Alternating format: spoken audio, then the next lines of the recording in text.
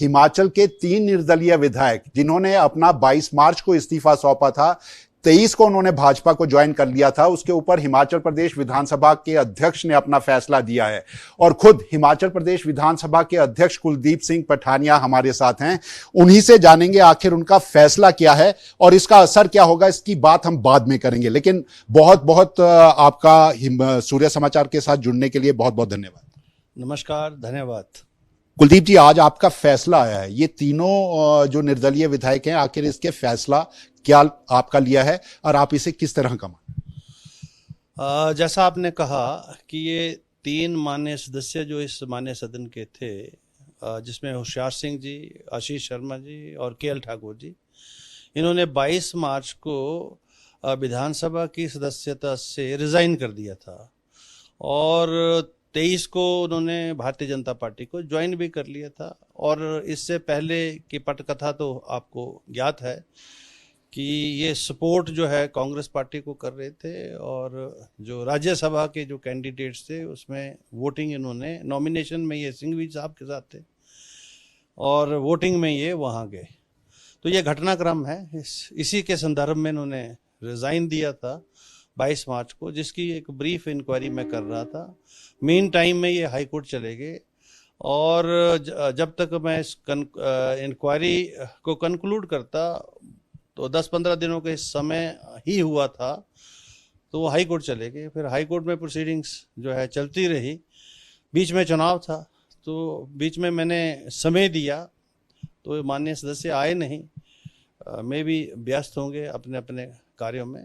तो मैंने आज लास्ट अपॉर्चुनिटी रखी थी 3 जून को, जिसमें जो एक जगत सिंह नेगी जी ने भी एक पिटीशन दी थी कि इंडिपेंडेंट्स जो विधायक हैं वो किसी भी दल को ज्वाइन नहीं कर सकते जब तक क्योंकि वो इंडिपेंडेंट चुने हुए होते हैं और दल बदल कानून जो है इसकी इजाज़त नहीं देता। तो एक वो प्रोसीडिंग्स थी, एक उनका खुद का रेजिग्नेशन था, तो दोनों का जो कार्रवाई चल रही थी।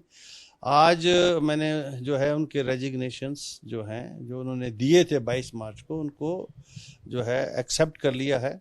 उसमें सारा डिटेल्ड ऑर्डर में मैंने वो रेफरेंस जितने भी इवेंट्स हुए हैं उसका जो है सीक्वेंस जो है वो मैं सारा उसमें नरेट किया है। आपने तो अपना फैसला दे दिया, लेकिन इन तीनों विधायकों में से केएल ठाकुर आज आए थे और वो एक बात करते नजर आए। उन्होंने कहा कि ये जल्दी किया जा सकता था, इलेक्शन का वो नहीं पड़ता।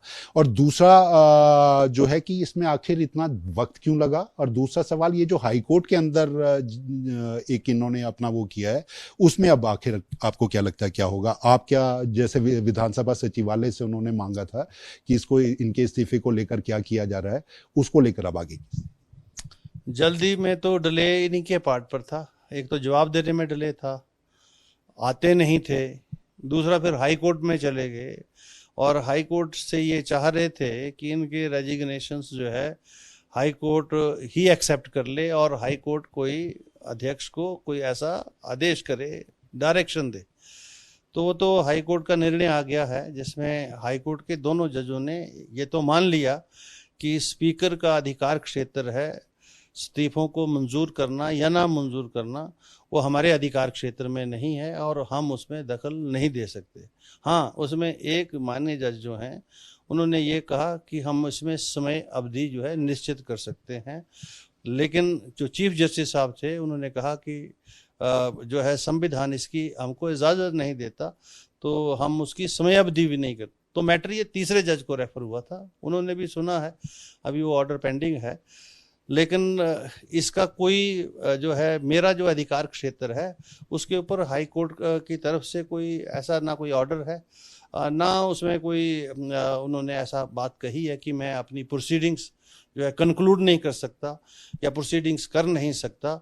जब चूँकि स्पीकर का अधिकार क्षेत्र अपना है, संवैधानिक है, मैंने उसका प्रयोग करते हुए और जो उनकी जो रेजिग्नेशंस हैं उनको मैंने मंजूर कर लिए।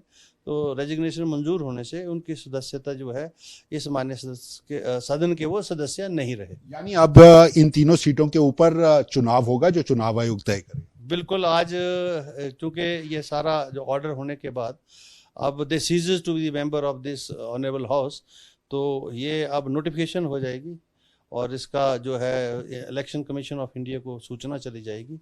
तो ये सीट वेकेंट हो गई हैं। अब इलेक्शन कमीशन को अगली कार्रवाई करनी है कि जब भी वो चुनाव चाहें वो करवा सकते। एक अंतिम सवाल, आपने अपने जब आप मीडिया के साथ थे तो आपने एक शब्द का इस्तेमाल किया था कि मैंने हार्श डिसीजन, मेरा जो फैसला है वो हार्श फैसला नहीं है। हार्श फैसले से आपका क्या मतलब है और इससे अधिक क्या हो सकता है?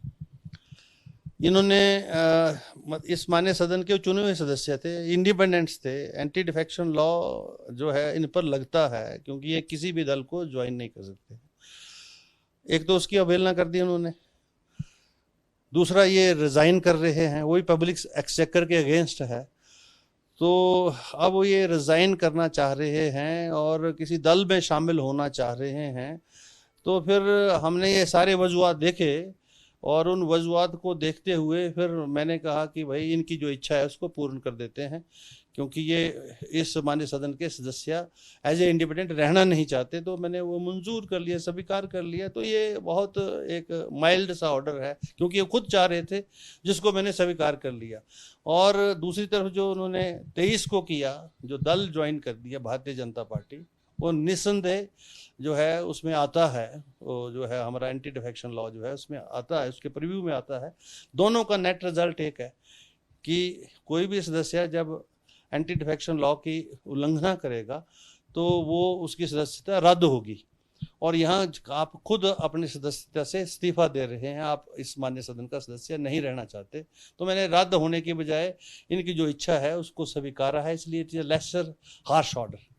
सूर्य समाचार से बातचीत के लिए शुक्रिया। धन्यवाद, थैंक यू वेरी मच। तो ये थे हमारे साथ विधानसभा अध्यक्ष कुलदीप सिंह पठानिया।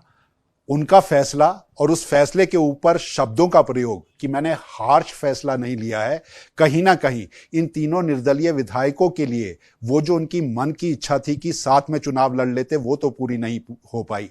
लेकिन खुद ये नहीं कह पाएंगे, सुखविंदर सिंह सरकार को बचाने का एक बड़ा काम जो है इस फैसले के बाद आने वाले वक्त में जो राजनीति होगी उसमें भी हमें देखने को मिलेगा।